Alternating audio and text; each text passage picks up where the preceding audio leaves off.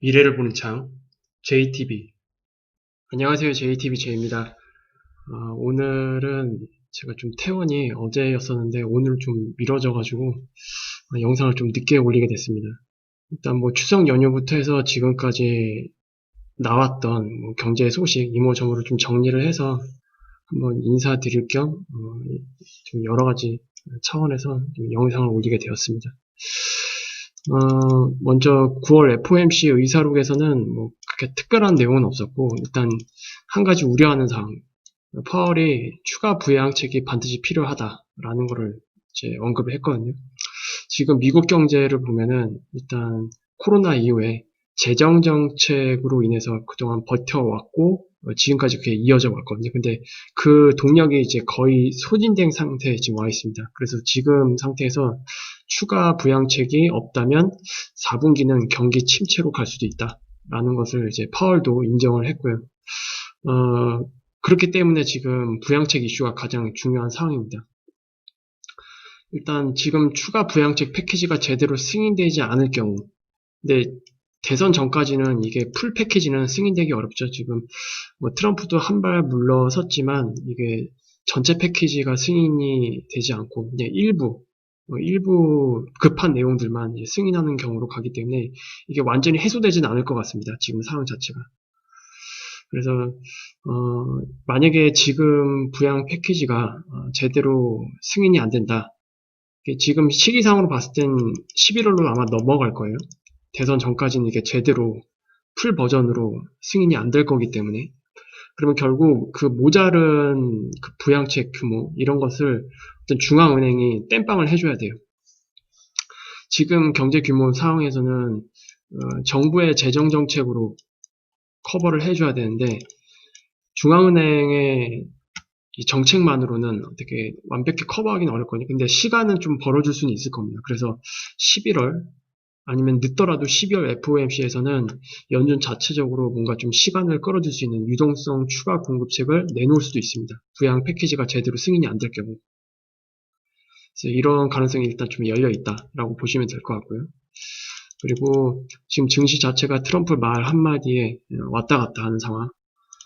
시기적으로 보면 2018년 4분기 상황이랑 굉장히 비슷해요. 그 미중 무역 전쟁 관련해서 말 한마디에 막 폭풍처럼 막 하락하고 또 다시 말 한마디에 상승하고 상하 변동성이 굉장히 큰 구간으로 좀 들어가고 있는 상황입니다. 일단 대선 전까지 부양책 협상, 그러니까 완전한 협상이죠. 이거는 일단 중단이 됐고 그래서 이것 때문에 뉴욕 증시가 하락을 하면서 경기 침체 우려까지 나오면서 이제 트럼프가 좀 부담을 느꼈나 봐요. 이 상황 자체에서. 그래서 일부 부양책은 다시 승인하겠다라고 선언을 하면서 증시는 일단 반등하는 데 성공을 했지만 파월 의장이 얘기했던 대로 지금은 이 부양책 자체가 다 승인이 되어야만 버틸 수가 있거든요. 4분기는.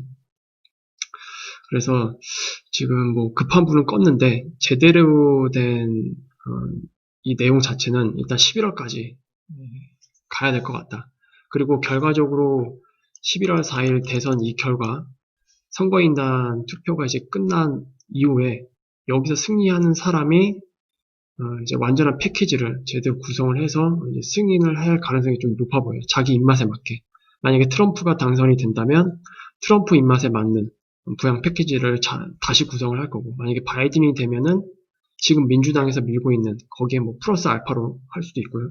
그래서 그런 형태로 아마 진행이 될 것 같은데, 일단 그때까지는 뭐 지금 부양책이 뚜렷한 윤곽은 나오기 좀 힘들지 않을까.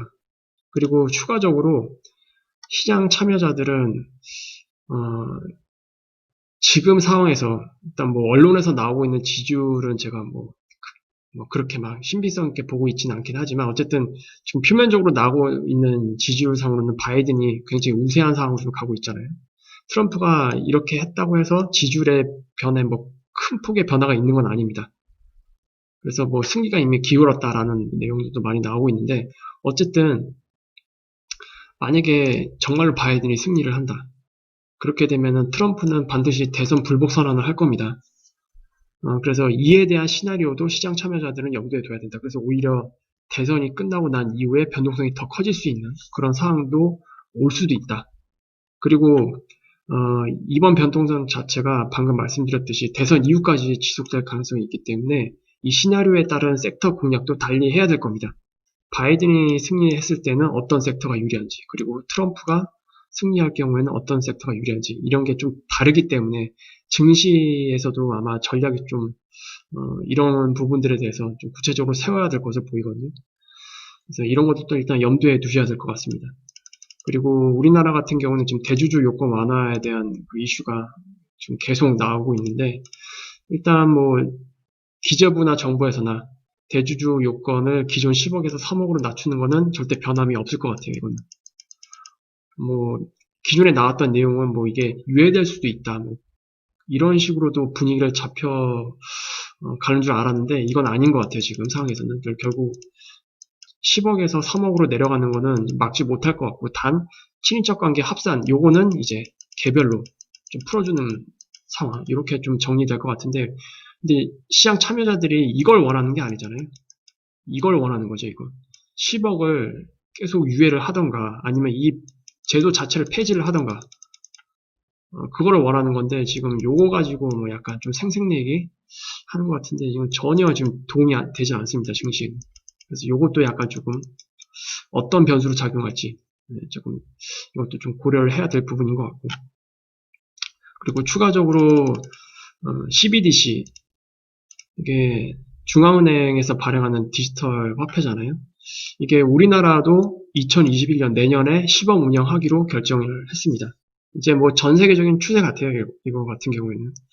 그래서 이게 크게 보면 장기적으로 세금 정책에 대한 큰 변화를 예상을 할 수가 있습니다.